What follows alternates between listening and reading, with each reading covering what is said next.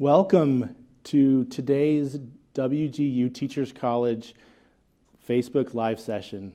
We are so pleased to be here with you today and to have our Teachers College Facebook group members joining us in a discussion. I am Aaron Popham. I am the interim dean and academic vice president for the Teachers College, and I'll be your host today for this event.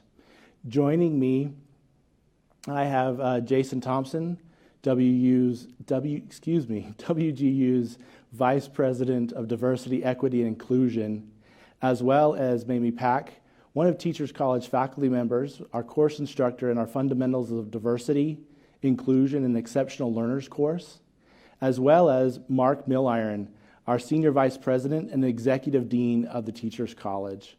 We're so pleased to be providing you today with this event on diversity, equity, and inclusion, a dialogue for our rising educators. We really want to explore the different topics of diversity, equity, and inclusion for you in your future classrooms and schools so that you have the tools to help all students learn. We want to make sure there's been a lot of discussion in the Facebook group, and today's discussion we want to connect with the discussion that you've been having across the last week or 10 days. As we move forward, we invite you to submit your questions in the comments, and we will make sure that we have some time to take your comments and share them with the panelists. So I want to get us started because we have a lot of opportunity and a lot of things to discuss today. And I'd like to start with our first question to Jason. There is, in the Facebook group across the nation, as well as in all of social media, there's been a lot of discussion around the concept of Black Lives Matters versus All Lives Matter. How do we have a discussion within our classrooms, within our schools, and with our students when it comes to this concept of Black Lives Matters versus All Lives Matters? Yeah, that's a good question. It's probably one that can be convoluted and complicated, but usually what I do on the very basis level to try to explain it, I always tell people, I have two kids, and when one child's sick, I don't give medication to both children. I give it to the child that's sick, and it doesn't mean I'm picking one child over the other, but in this moment, that particular child has more need than the other. And so the goal here is, when we speak about Black Lives Matter, that's the point. It's not taking from the fact that all lives matter. And I do think that's another thing to help children understand it, that many times it's presented as if it's either or, and it is not. In fact, they can both live in the same space. All lives matter and Black Lives Matter. And in the context of this conversation, this is important because of what's happening within the Black community. And I think you have to be honest about that. And it is uncomfortable. But just because it is uncomfortable doesn't mean we shouldn't have the conversation. And so what I usually encourage people to do is help people understand the concepts. And then it does have this racial undertone, which makes people very uncomfortable, so they don't want to talk about it. But I think you should call that out. It helps people understand. When I hear that, that's what I also hear as a person of color, while I hear that. And so, but these conversations can be very enlightening and very helpful for the student to understand the context and the controversy. And I would never shy away from it. But I think it is a good conversation, and it's a good way also to begin explaining more complicated forms of race or privilege. Thank you, Jason. Mark or Mamie, are there any other thoughts that you have on that? I definitely agree with Jason that it's important to recognize that it is impacting our community. So when we are talking about Black Lives Matter, we do understand that this is a systematic thing. This is not something in which we're talking in isolation, but it is a historical context of what has been impacting our country, our society, our systems. And so as educators, we need to also understand the impact of that for our students and how that impacts what they bring into our classrooms, to understand the trauma, the anger, all of those things that will influence how a child interacts with other students, with us as teachers. So to not focus on Black Lives Matters really does a disservice to our students, our parents, and our community. Yeah.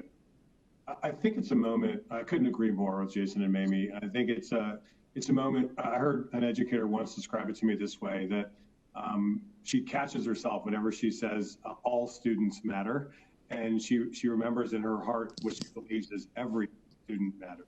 And what she means, the difference in that is the every makes you think about that individual student's experience and actually understanding, seeing them, hearing them, and understanding them in a different way. I think this is one of those moments where if you think all matter, of course all matter, we all feel that way. But when you start saying every, or in this case, it's this segment of our population, it is hearing them, seeing them, understanding they're a part of it, understanding and validating that, and having a sense of empathy for what that population is going through, and being willing to sit, as Jason said, with that level of discomfort, and hearing and figuring out what you can do to be a part of being an advocate and a support in that process. Thank you. So, Mamie, as we build on this concept of talking about every student matters, how do we engage in conversations around racial and social justice in our classroom and in our schools, particularly as we talk with our colleagues and try to develop a culture and environment that is safe and inclusive? So it's multi-layered, really. One has to start on a personal level, where we are taking the time to be self-aware of my part. How does your privilege impact your experience? How do your beliefs impact your experience? And then as far as when we think about within the educational system, we do want to look at our curriculums. Do our students see themselves in the curriculum? Is it diverse? Have we taken the time to make sure that students are seeing main characters that look like them in their novels? Are they seeing scientists that look like them in the classroom? So we really need to spend time really digging through the curriculum to see if we have students represented, if we have the culture represented in a way that students can be proud, in a way that we are educating all of our students, showing our white students and dealing with racism head on.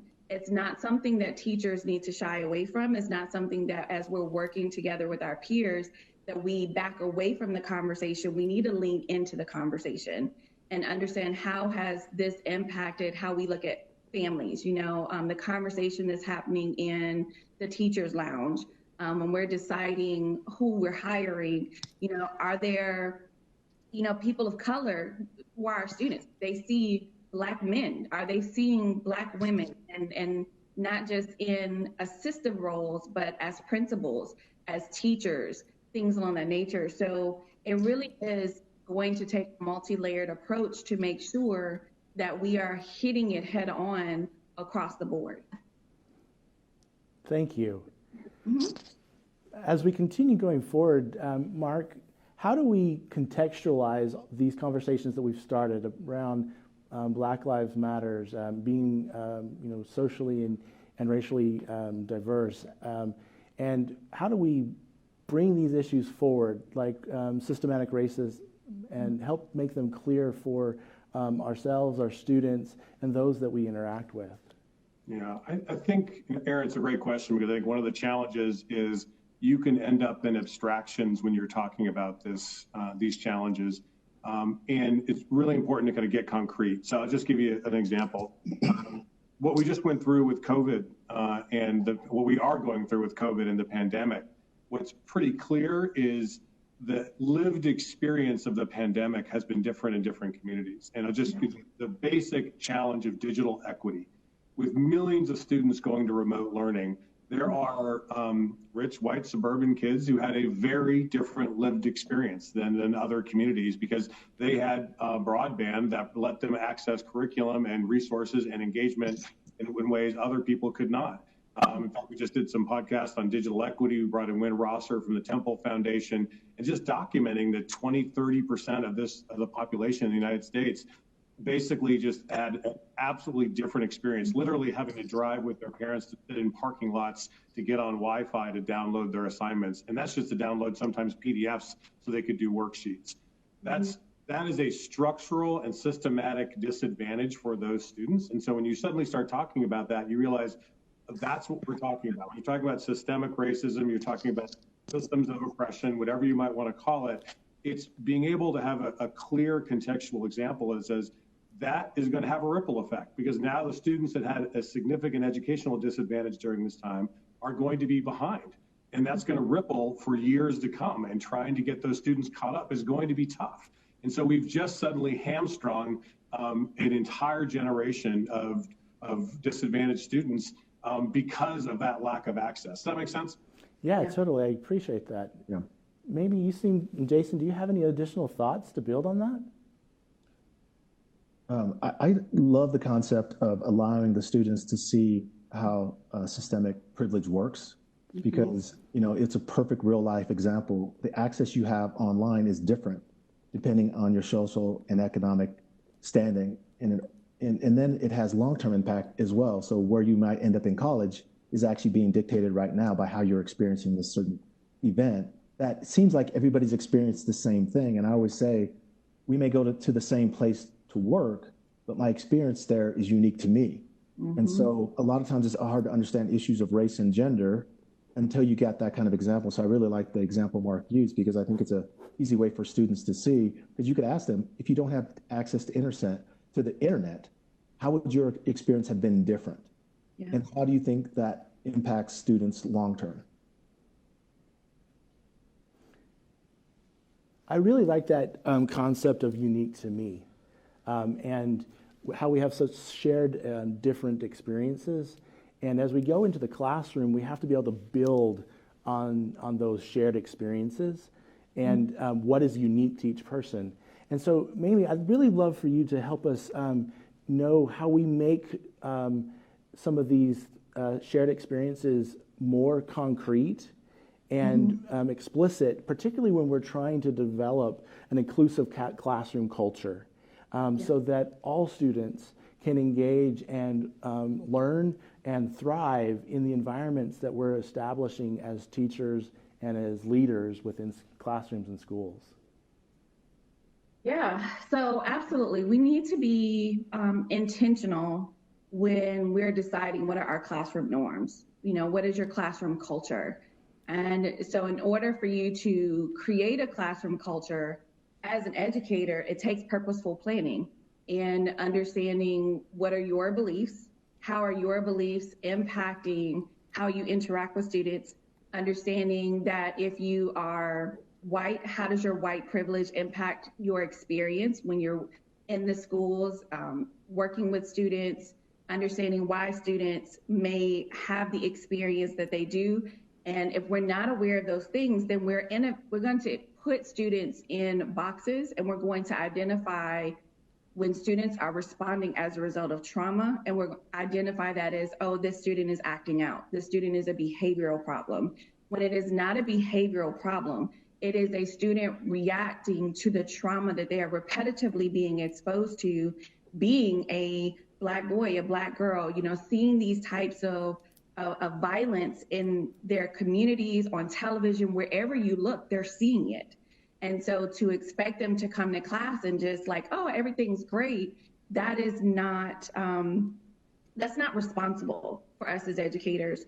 So we do want to make sure that, within the teacher college, our educational programs, that we are doing culturally responsive teaching, that we are going in and if necessary, taking those deep looks at our curriculum, taking deep looks at our teaching practices. Are we doing things to actually inflict more trauma to our students in our effort to be, to treat everybody the same? And everybody's experience is not the same. So if I'm not aware of my experience and how I'm impacting that, then I'm not going to be willing to make a change to my behavior, to my thought process, to doing the long-term work that is necessary for there to be change. Really appreciate that. And having that change and developing that inclusive classroom is not easy. It's going to be a process.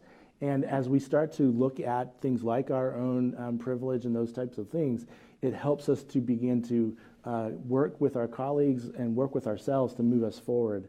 I want to shift gears a little bit. You know, we are right now in our country, we're really wrestling with racism and these concepts around racism. And the conversations at times can be very insensitive and devolve. So, Jason, how do we respond as individuals, but also as teachers and educators, when we have racist comments that come out in our classroom and in our day-to-day lives? What are some of the things that we should be doing and saying, and how do we work with those comments as we face them? Well, on a very practical level, what I find many times is that issues of race make people so uncomfortable, they stop doing some of the fundamental things they already know how to do. So, for example, when you manage a classroom, if a student were to cuss, most teachers immediately know how to respond to that behavior. So if you take the issue of race out, if someone says something racist, the words are offensive and you would address them because the words are offensive. So on a very practical level, that's why you call it out. And I think most teachers know fundamentally it's important to call out because you're the person of authority and you're to address behavior. So that's usually the first thing I always remind people is technically you know how to deal with people who are violating the cultural norms of your organization, and that's what you're doing. Then I think the second piece is, you know, if appropriate, it should also be addressed in the context of how do we help people learn and grow through this process with the understanding that you're not going to do it in that next 10 minutes. I think the reason people feel a sense of frustration around these issues is because they want a quick fix because it makes them uncomfortable. And you're not going to get that. For instance, you can't make me racist in the next 15 minutes, nor can I undo racism in the next 15 minutes. So don't go into the conversation with the student thinking you can get them through this process in that quick moment. And many times address the behavior. And if you can engage in the conversation, engage with it, knowing that it's a process to help them understand. Because in many cases, you know, that's what mom said at home or that's what dad said. So I'm repeating it at school and no one's helping them. And I do think, you know, you have to find that right balance as an educator to address behavior, but also continue to help that child get a better understanding of the words they're using and how it impacts the classroom. I really appreciate it. And I really appreciated your example of, you know, using foul language, cussing, and the fact that we do already have an approach for that, and we can really use that as a way of framing up this conversation.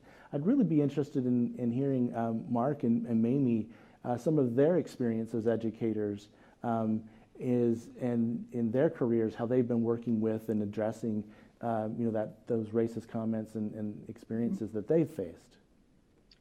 Yeah, so silence should never be an option.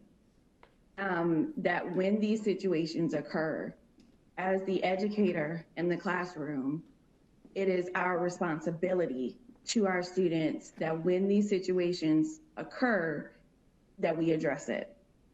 When we don't, we are teaching the Black students in our classroom that they are not safe with us.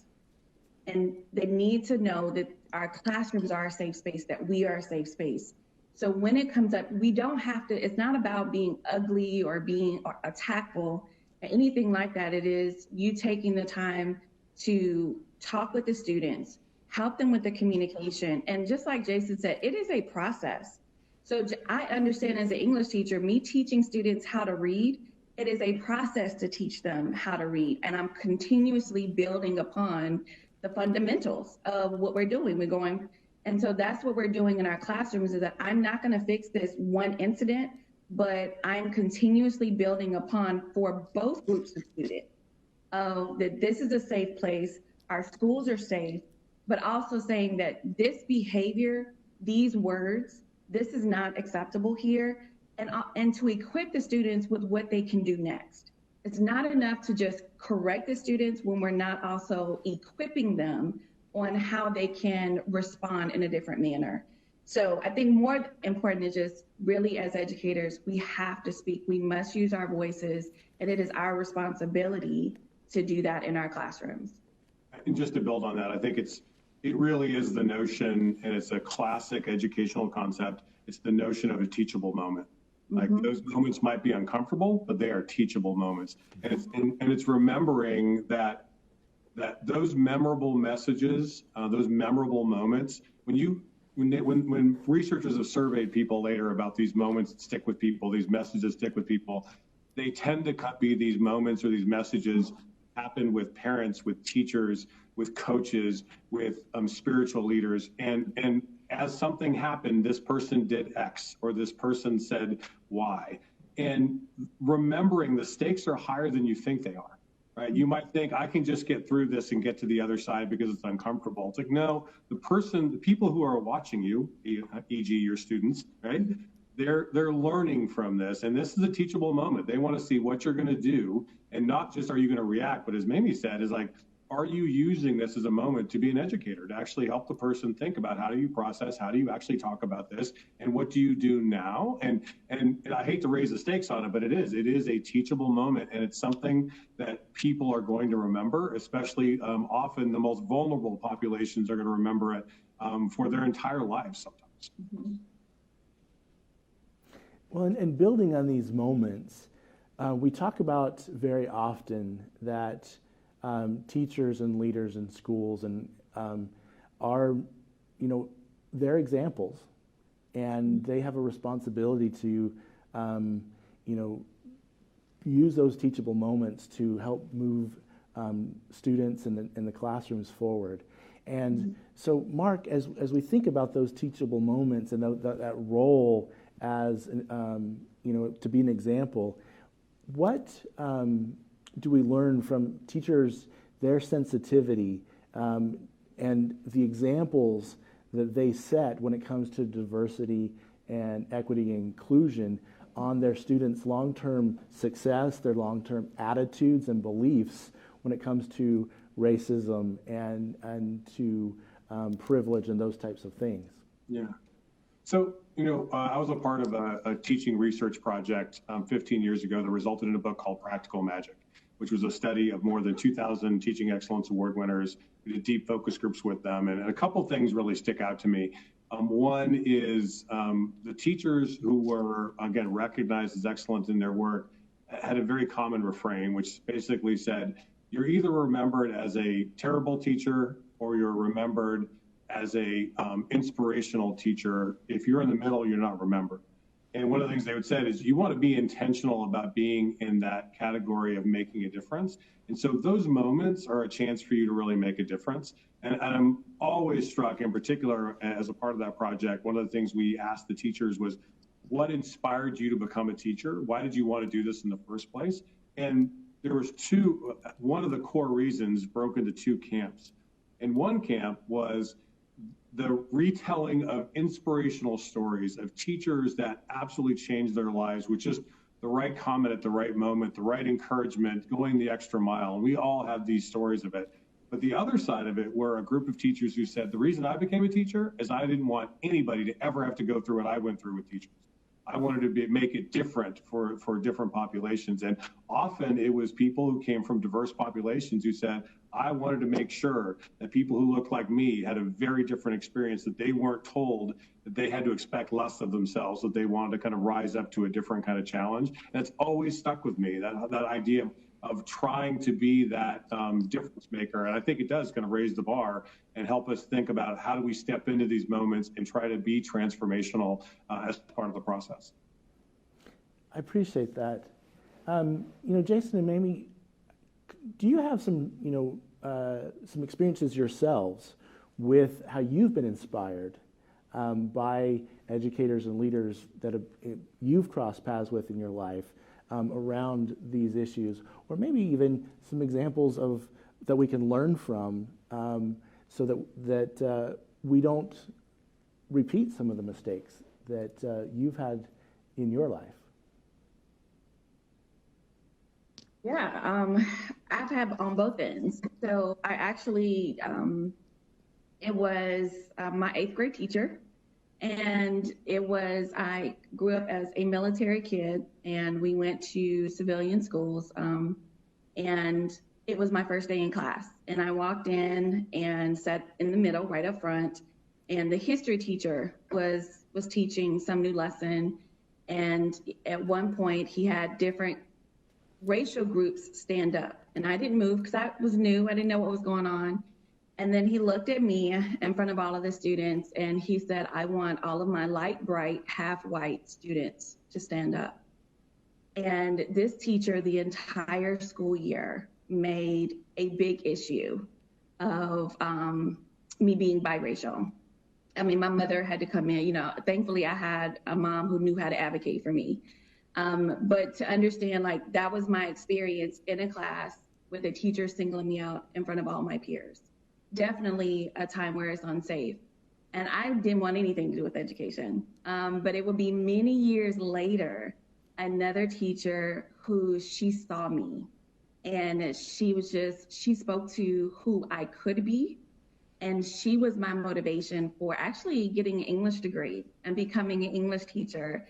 And I still talk about her. And it's like 25 years later of this phenomenal creative writing teacher that I had that said my name every day and pushed me. And so there is that duality of teachers who can make students absolutely see me the wrong way. And it's like, oh, I don't want to be seen. And you feel shame. And then there's those other teachers that see you and they call out the possibility in you. And it's those people that put you on a whole nother path. And so educators, we really, again, that intentionality that Mark talked about and how we use our words, how we're speaking to our students, about their cultures, that we really recognize, am I calling out or am I inflicting shame? Yeah, that's it's a very powerful story. And I do think, I was trying to go through my mind and think of, who's that educator who changed my life. And sadly, I think like most people who appear to be African-American as I do, have a different experience. And in fact, I'm the exception. And what I mean by that is, I'm dyslexic, and I didn't know that till about 3 or 4 years ago. So I don't know how you can get through an educational system and essentially just be pushed through. But if you think about it, for many students of color, that's what happens. You're just pushed through. And I mean, I have a college degree, and somehow I got through college, same thing. And it's a function of the systemic racism, what it looks like. You can take a student who isn't performing, but you still push them through because you don't want them in a classroom the next year. You see a lot of that with students of color. And I only got to go to college because at that time, I went to the University of Wyoming, they had open admissions. So they had to take you if you graduated from Wyoming High School. So that's where I ended up and flunked out of there as well. And I look back on it and I often think, man, it's bizarre that I was even able to get through that and get that far through an educational system in which, honestly, to a certain degree, couldn't even read. I just remember people telling me, you're a terrible reader, you should work on that. And so I did, but I learned enough to overcome all those things on my own without really any educational assistance. And my wife always says, I don't know how you did that. And quite frankly, I don't either, but I can also see why a disproportionate number of students of color somehow get pushed through high school, and then their careers are limited and their opportunities are limited, and generally don't spend much time in education because of the experience they had. So I wish I had a better example, but I think I'm the exception in the sense that most people who had the experience I do would not be sitting in this chair that I'm sitting in at this point. I really appreciate both of those examples and you being willing to share. And Jason, that really hits me. I mean, wow, for you to have that learning disability and to persevere and really work your way through our nation's education system and be here sitting with us today. It's inspiring, but at the same time disappointing. And it means that we still have a lot of work, to make sure that every student has the opportunities and that we are able to help raise everyone up. And as educators, we should really be reflecting on that and thinking about what that truly means for the work that we want to engage with. And that calling that Mark was talking about is that we feel that this is our life's calling and to be here. And if we don't focus on the needs of all of our students and understand where they're coming from and the impacts of what our society places in front of them, we just make it so much harder. And I really appreciate you being willing to share that with us. And maybe it's really made me excited to know that there is a teacher out there that really was able to connect and lift you up and help bring you to this point, because that's what I think we want our students to understand. That aha moment, that light bulb moment that raises people up is what we want to have happen. I want to move into a little bit different area, and this is a really tough topic, and there's a lot of discussion around it. And I want to start with you, Mamie. You've mentioned it a couple times throughout. What is the role of privilege, and how does it impact our classrooms, in our schools, and how do we engage with that conversation? Because it tends to be, a negative conversation instead of an uplifting conversation. We've had an amazing uplifting conversation today as we've talked about diversity and equity and inclusion of all students, and selecting the right curriculum and those types of things so that they will thrive. How do we twist and turn this so that we can have that conversation around privilege, but lift people up to higher heights? Yeah, so I think the first part is to really just understand that this is uncomfortable work, and that this is also long-term work. This is not something that you're going to go and sit down and get your journal and fix yourself in a weekend. It is intentional, deep diving work that you'll often have to do in private, and then also have conversations and do your work to do research and be able to really look at why you're able to be the way that you are. And so when we talk about privilege, white privilege, it's not to be attackful, it's a fact. It's there. And when teachers are not willing to acknowledge that they're white privilege, then they actually do a disservice to their students.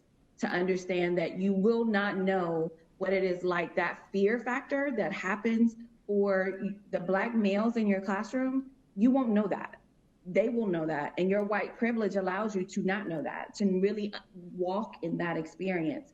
And so in order for us to do the work toward reconciliation, to do the work toward advocacy, then it requires teachers to really look at the complex issues around white privilege, to really understand that it is systematic, that it is something that has been woven into our country, into a standard way of living that often whites are just not aware of because they have not had to be aware of it in the way that our Black community does.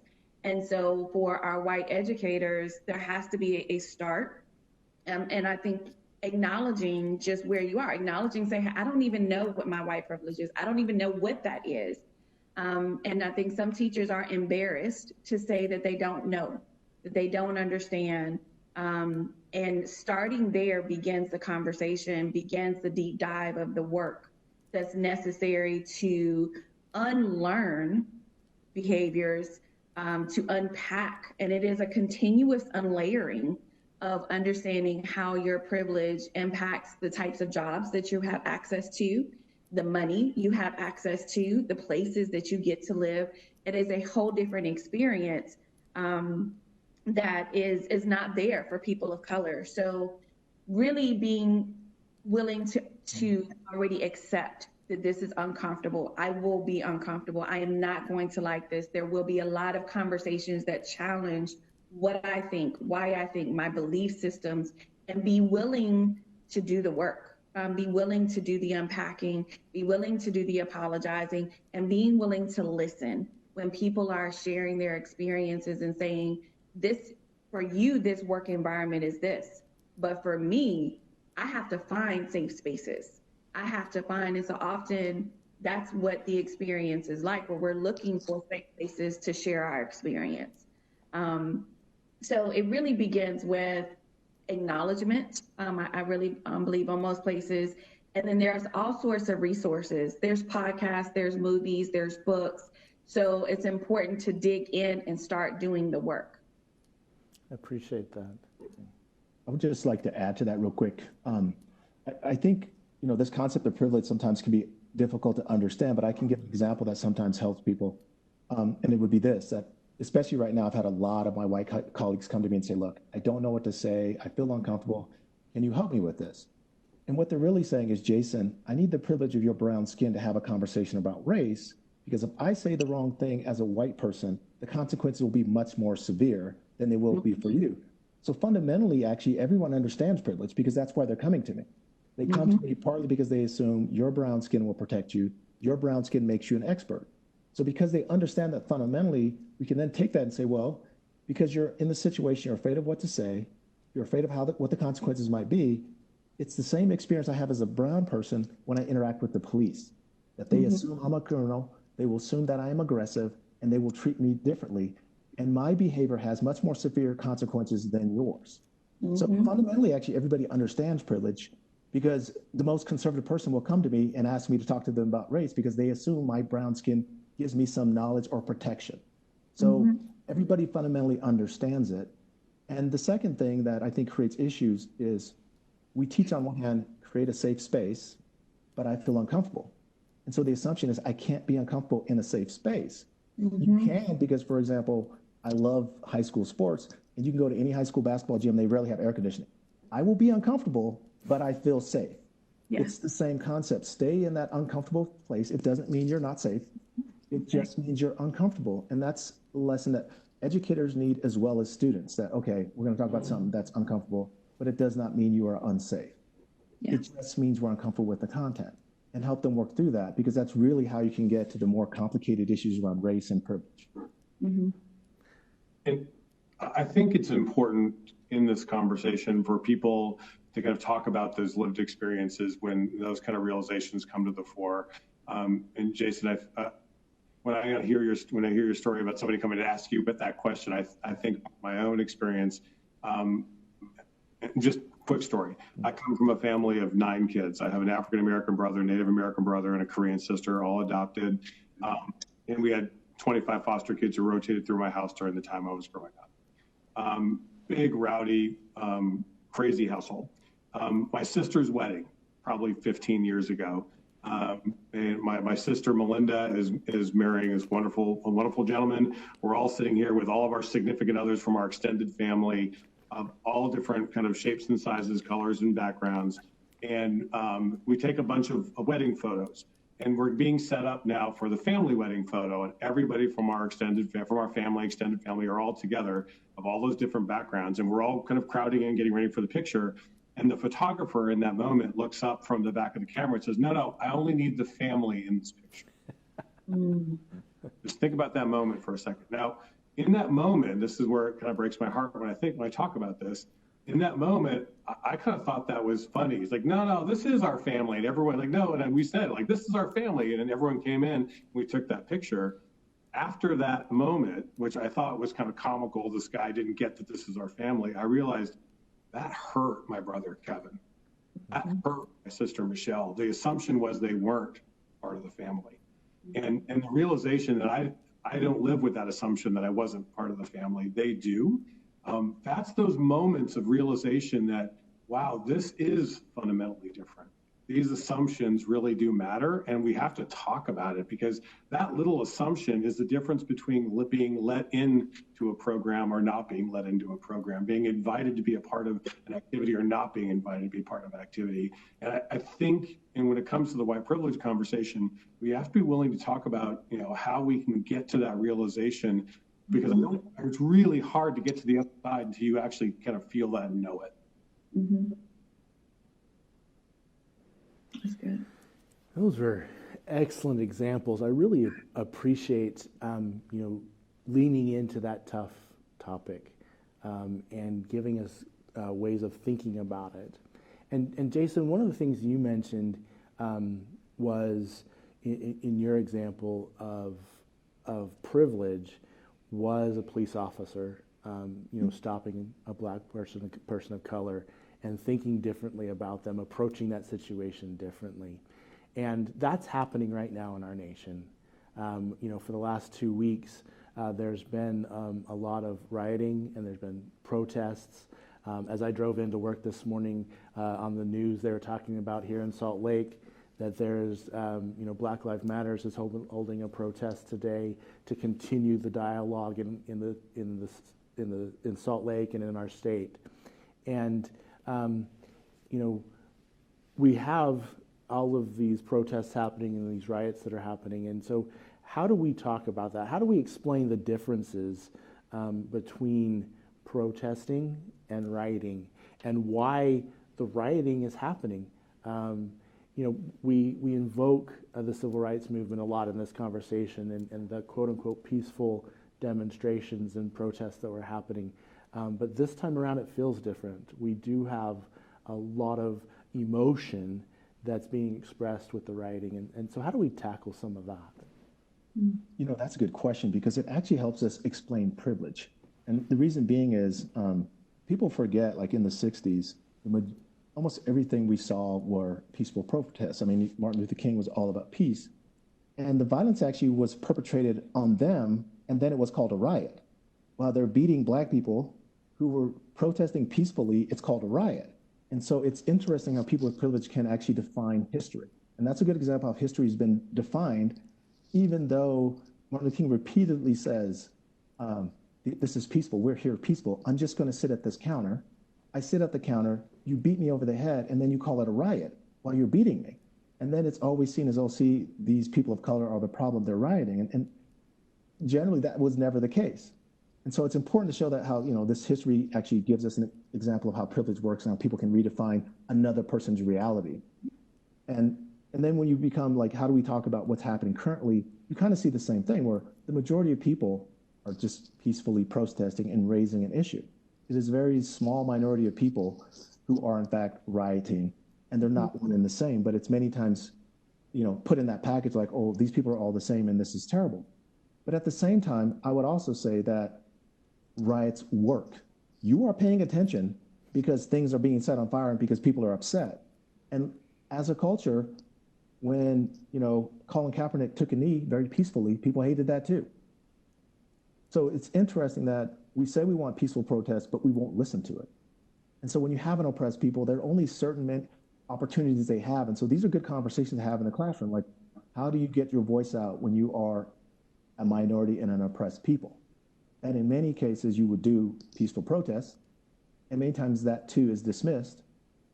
If it then becomes violent, or if some people engage in it, then you're defined by that as well, when in fact the majority of people are not rioting. They're just basically exercising their fundamental rights. And so these are good examples for students to engage in, to think about, okay, how is a person's history defined for them many times? How do we view an oppressed people? And what tools do they have to actually raise their voices to be heard? And there are very limited actually ways for you to engage, for you to be heard and to make change. And so I think it's a good conversation to have, and it is complicated, and you should be uncomfortable, and you should be asking yourself some very difficult questions about what's going on, how it's defined, how the media defines it. But you should help students understand the separation too between peaceful protests and who's rioting and why a riot might take place, and how that violence is actually dictated and who is actually precipitating the violence. Because in many cases, you also see that it's led by students will start getting tear gassed, and their reaction is the problem somehow while they're running around. This looks like a riot. It's like, well, you just tear gassed us. What did you think our response was going to be? Mm-hmm. Yeah, I really appreciate that, Jason, in helping us understand the differences and that historical context and how we need to think differently about it. I would love to, Mark, for you to help us think about this and build on what Jason's been saying is what does it mean to be a possibilitist, and when it comes to diversity and equity and inclusion? So I think in these conversations, and Aaron, I think you know my background and beliefs around this, and the term I love to use is possibilist, right? And I stole it from Hans Rosling, who's well known for large-scale work on global health and global development, racial justice, and also his work especially around nuclear proliferation. But it goes to this notion is, he always said, don't call me an optimist, that sounds unrealistic. Which is what I am as a possibilist, because when you look at the data and you look at the scope of history, you can see that big things can happen if people will lean in and do the work. It's very similar to what in the early feminist movement, Gloria Steinem used to always talk about being a hopeaholic, right? It's the idea that big things can happen, but it's going to take a lot of people being willing to lean in and do the work. I think we're in one of those moments right now where there are possibilities right here. There are hard things we have to have conversations about, but I think we've got to be willing to be hopeful. I love the message that came out recently from President Obama, where he was talking about this idea that it's the young people leaning into this movement that have the chance to lead through this, and that's exactly the role of teachers, is to allow them the space to wrestle with this and then figure out how they can build forward.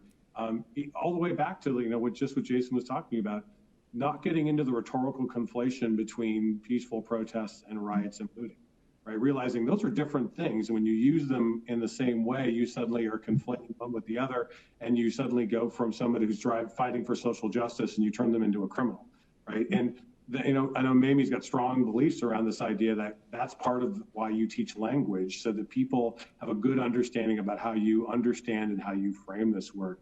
But my big thing on this is whether you're looking at the movements recently with the LGBT community and gay marriage, whether you look at what happened with apartheid and the changing of South Africa, you have seen people be able to lean in and do deep structural work on systems and societies and actually drive change. And this is probably one of those moments if we're willing to kind of do the work. I appreciate that. And I really appreciate Jason, Amy, and Mark engaging in this conversation today and really helping us explore these difficult and at times uncomfortable topics.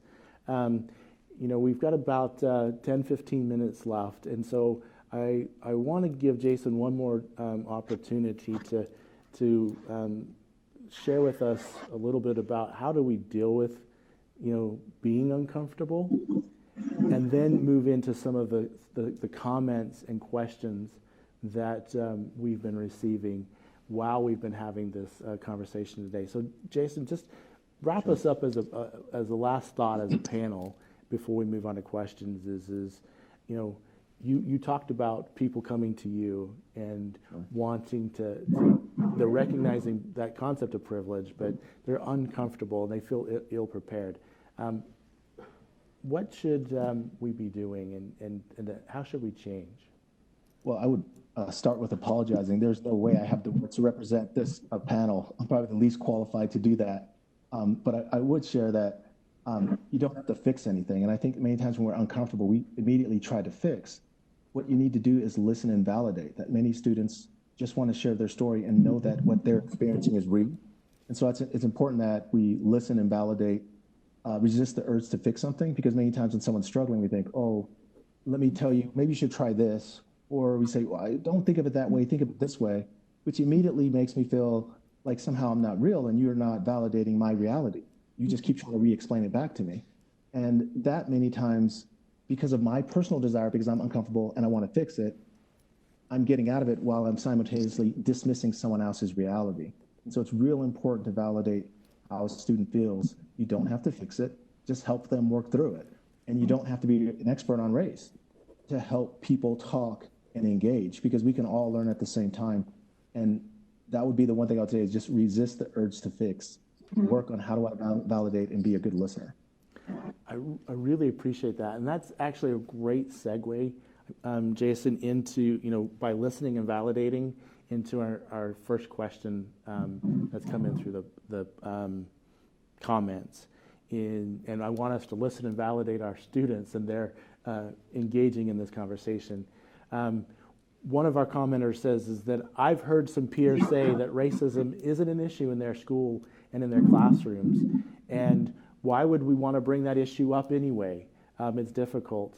What do we say to our colleagues, the other teachers, the leaders in our school, if they don't believe that racism is an issue, that it doesn't exist in our school and the environment that we're trying to build so that we have an inclusive school and classroom? And that would be for any one of our three panelists. How do we lean into that? When people don't think it's there, and we know it's there. How do we lean into that? How do we help them have that conversation? Yeah, Mamie, you're handling that every day. You should probably jump in first.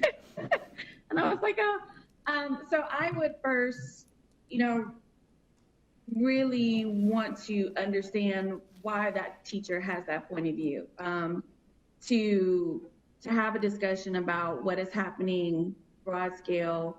That some of that is privilege. The idea that you can say that racism doesn't exist is because you have the privilege to say that. That is you're able to experience that. Whereas if you were to talk to maybe some of your Black students, or maybe even some of your Black peers that, work in the school, or if you look in the school, how many people of color are actually teachers, are principals, are on the staff, and that have, what is the sphere of influence in your community?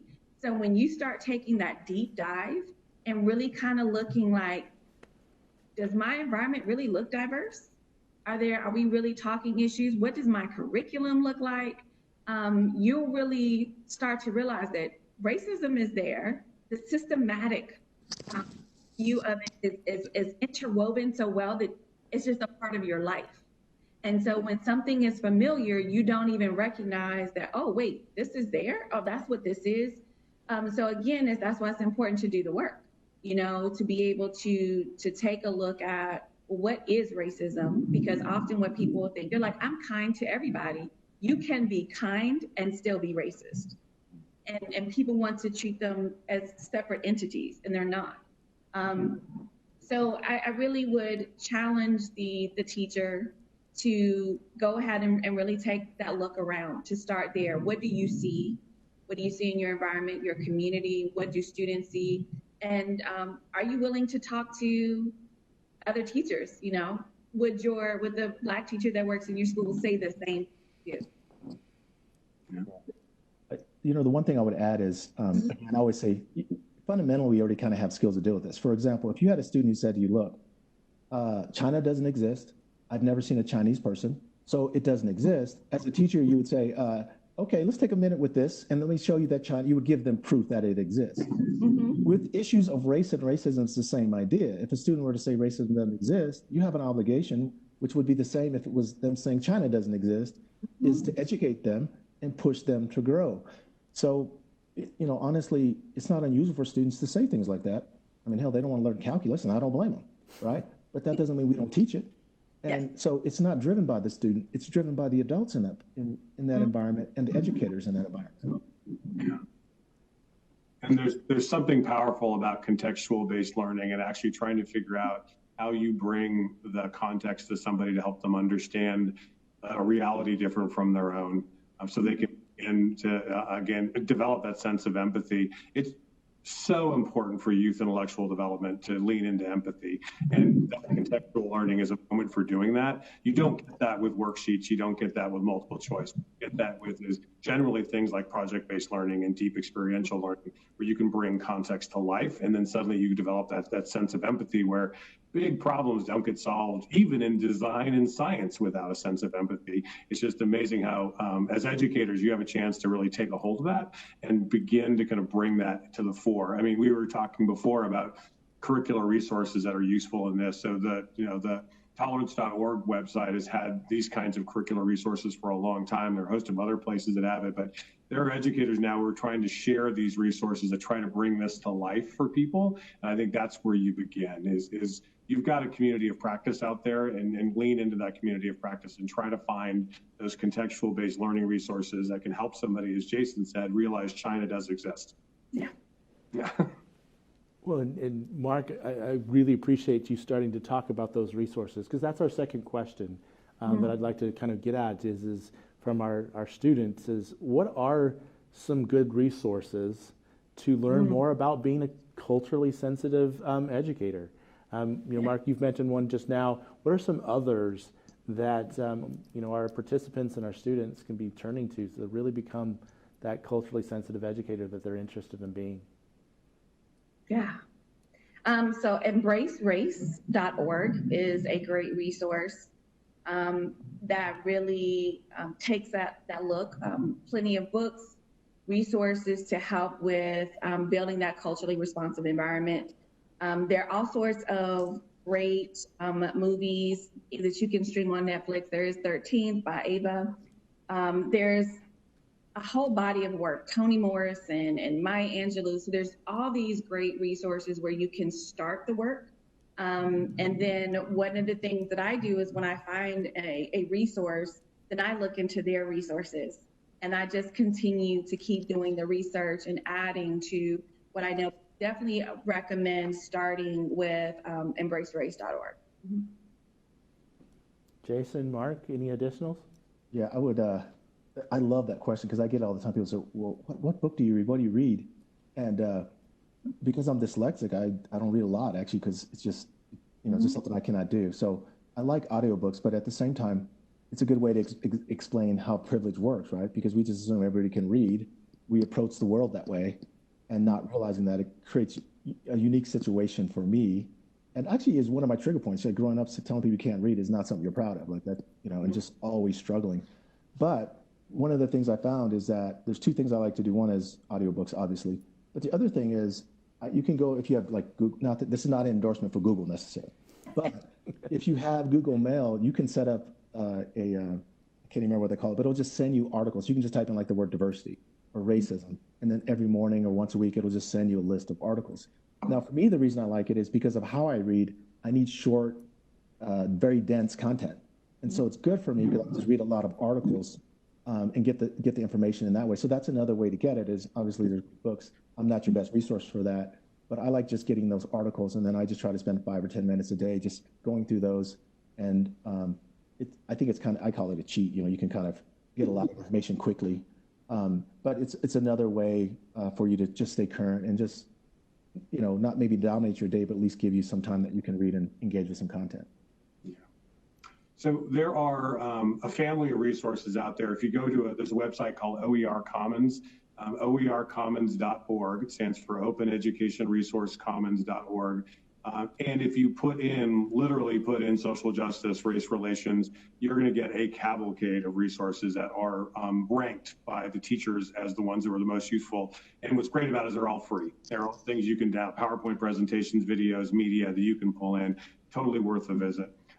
But even like with your students and with your family, even my daughter, who is a junior at UT Austin, and I, we literally, we had her read I Know Why the Caged Bird Sings. And part of the reason we did was to bring the voice of Maya Angelou forward and to talk about that lived experience and how different it was from how she grew up. Right? And that's a real conversation about how different Alex's background has been from somebody like Maya Angelou. And that's where you can start having those contextual empathy conversations and you can pull them together. So I'm a big fan of biographies and literature, but there are also just really good practical resources out there and at places like OER Commons. Well, I want to thank all of you for joining us today. Mamie, Jason, and Mark. We really appreciate you joining in and having this conversation and helping us learn more about how we can be great educators and make a difference in the lives of all of our students and to tackle these tough issues of racism and privilege, wanting to have a better environment, a socially and culturally responsive environment for our students, and how to talk about these tough topics that we're seeing around us every day. And probably many of the people even on this involved in this event lived experiences because it's happening in all of our communities right now. And so we thank you for being here. We thank our participants that have joined us and those questions and comments that came through. This has been a great learning experience for me, and I feel greatly enriched, and I really appreciate all that you've done and shared with us today, panelists. So, we just want to wrap it up and say that, WGU is dedicated to expanding educational access to underserved and underrepresented communities. That's part of our mission here at WGU. And we hope that today's event helped us move that forward. We want to make sure that our students that were involved and are on this group page have the tools to engage in these conversations, to be able to really be confident when they discuss diversity, equity, and inclusion, and how to take that into the classrooms and into the schools that they will be in the future. And we really want to make sure that we all have the tools necessary to ensure that all students learn and find success, and we move them forward. So we really hope that this Facebook Live event has helped open that dialogue. And in the light of the recent events, we hope that you'll continue to think about what Jason and Mark and Mamie have shared with you, and engage with your peers and your colleagues as we move forward. We want to remind you that we want the dialogue to continue, but we want it to be civil. We want to rise everyone up and to move us forward. And we encourage you to use the page, the Facebook page that you're here on, to move forward. We want to make sure that you understand that these discussions are going to be uncomfortable. And that's okay, as Jason has let us know. We can be safe, even though we might feel uncomfortable as we go forward. And as you have continued conversations, the Teachers College leadership wants to continue to engage with you.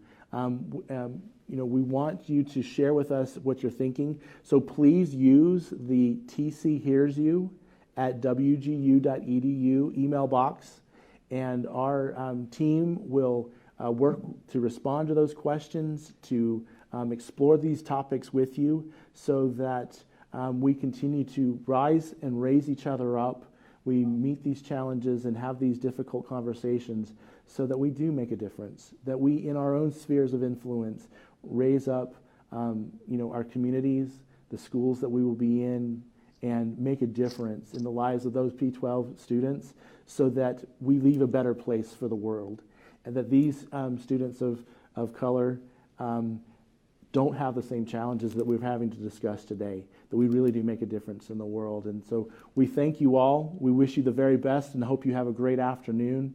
Thank you, panelists, again, and we look forward to future conversations as we move forward. Have a great afternoon, everyone.